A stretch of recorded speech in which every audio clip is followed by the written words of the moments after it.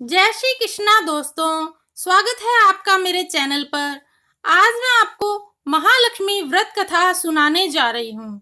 लेकिन कथा शुरू करने से पहले अगर आपने अभी तक मेरे चैनल को सब्सक्राइब नहीं किया है तो कर लें और पास में लगे बेल आइकन को भी दबा दें ताकि मेरे आने वाली सभी वीडियोस की नोटिफिकेशन आपको मिल जाए।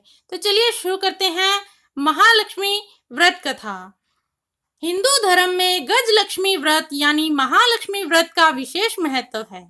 भाद्रपद शुक्ल अष्टमी के दिन से यह व्रत शुरू होता है और 16 दिन तक यह व्रत किया जाता है। इस व्रत में माँ लक्ष्मी का पूजन किया जाता है। इस व्रत को करने से सुख, समृद्धि और धन की प्राप्ति होती है।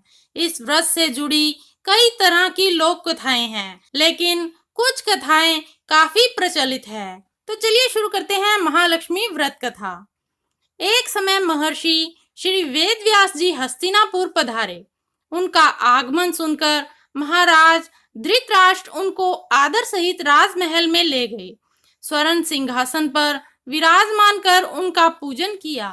श्री वेद व्यास से माता कुंती तथा गांधारी ने हाथ जोड़कर प्रश्न किया, हे महामुने, आप त्रिकालदर्शी हैं, अतः आपसे हमारी प्रार्थना है कि आप हमको कोई ऐसा सरल व्रत तथा पूजन बताएं जिससे हमारा राज्य लक्ष्मी, सुख संपत्ति, पुत्र पौत्र आदि व परिवार सुखी रहे। इतना सुन श्री वेद व्यास जी कहने लगे, हम एक ऐसे व्रत का पूजन व वर्णन कहते हैं जिससे सदा लक्ष्मी जी का निवास होकर सुख समृद्धि की वृद्धि होती है। यह श्री महालक्ष्मी जी का व्रत है। इसे गज लक्ष्मी व्रत भी कहा जाता है, जिसे प्रति वर्ष अश्विन कृष्ण अष्टमी को विधिवत किया जाता है। हे महामुने, इस व्रत की विधि हमें विस्तार पूर्वक बताने की कृपा करें। तब व्यास जी बोले, हे देवी, यह व्रत भाद्रपद शुक्ल अष्टमी से प्रारंभ किया जाता है। इस दिन स्नान करके 16 सूत के धागों का डोरा बनाएं, उसमें 16 गांठ लगाएं, हल्दी से पीला करें, प्रतिदिन 16 दूब व 16 गेहूं डोरे को चढ़ाएं। अश्विन कृष्ण अष्टमी के दिन उपवास रखकर मिट्टी के हाथी पर श्री महालक्ष्मी जी की प्रतिमा स्थापित कर विधि पूर्वक पूजन करें। इस प्रकार श्रद्धा भक्ति सहित महालक्ष्मी जी का व्रत पूजन करने से आप लोगों की राज्य लक्ष्मी में सदा अभिवृद्धि होती रहेगी। इस प्रकार व्रत का विधान बताकर श्री वेद व्यास जी अपने आश्रम को प्रस्थान कर गए। इधर समय अनुसार भाद्रपद शुक्ल अष्टमी से गांधारी तथा कुंती अपने अपने महलों में नगर की स्त्रियों सहित व्रत का आरंभ करने लगी।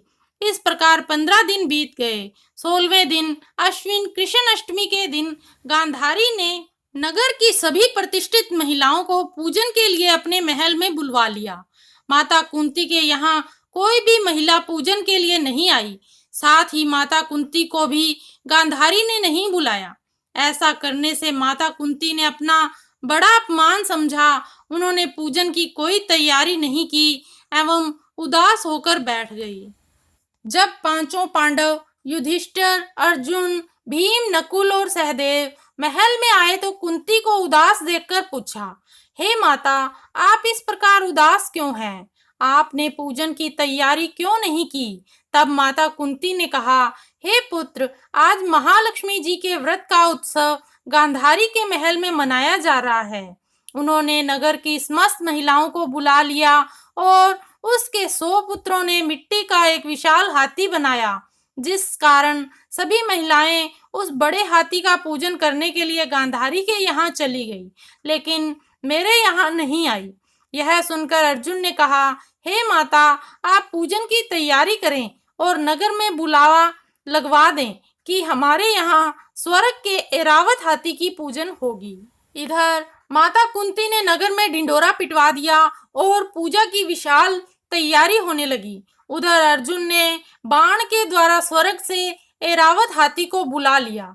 इधर सारे नगर में शोर मच गया कि कुंती के महल में स्वर्ग से इंद्र का ऐरावत हाथी पृथ्वी पर उतार कर पूजा जाएगा। समाचार को सुनकर नगर के सभी नर नारी, बालक एवं वृद्धों की भीड़ एकत्रित होने लगी। उधर गांधारी के महल में हलचल मच गई। वहां एकत्र हुई सभी महिलाएं अपनी अपनी थालियां लेकर कुंती के महल की ओर जाने लगी। देखते ही देखते कुंती का सारा महल ठसाठस भर गया। माता कुंती ने ऐरावत को खड़ा करने हेतु अनेक रंगों के चौक पुरवाकर नवीन रेशमी वस्त्र बिछवा दिए।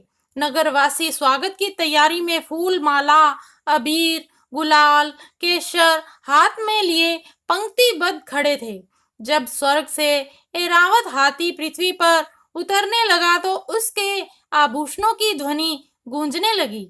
ऐरावत के दर्शन होते ही जय जयकार के नारे लगने लगे। सायंकाल के समय इंद्र का भेजा हुआ हाथी ऐरावत माता कुंती के भवन के चौक में उतर गया। तब सब नर नारियों ने पुष्पमाला, अबीर, गुलाल, केसर आदि सुगंधित पदार्थ चढ़ाकर उसका स्वागत किया। राज्य पुरोहित द्वारा ऐरावत पर महालक्ष्मी जी की मूर्ति स्थापित करके वेद मंत्रों उच्चारण द्वारा पूजन किया गया। नगरवासियों ने भी महालक्ष्मी पूजन किया।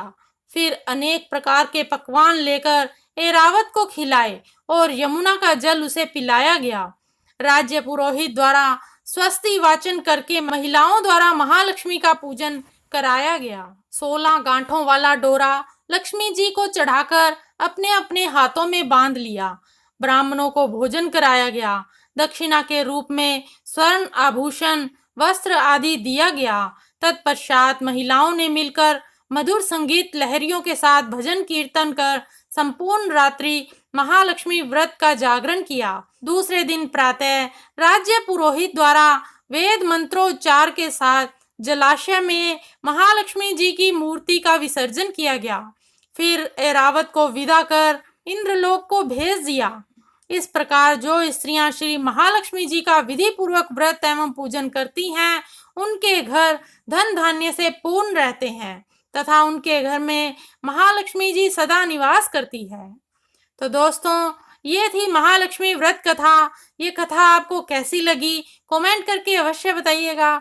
अगर आपको ये वीडियो अच्छी लगी तो इसे लाइक कीजिएगा, शेयर कीजिएगा और मेरे चैनल को सब्सक्राइब करना ना भूलिएगा और पास में लगे बेल आइकन को भी दबा दीजिए ताकि मेरे आने वाली सभी वीडियोस की नोटिफिकेशन आपको मिल जाए। धन्यवाद दोस्तों, मिलते हैं अगली वीडियो में। जय श्री कृष्णा।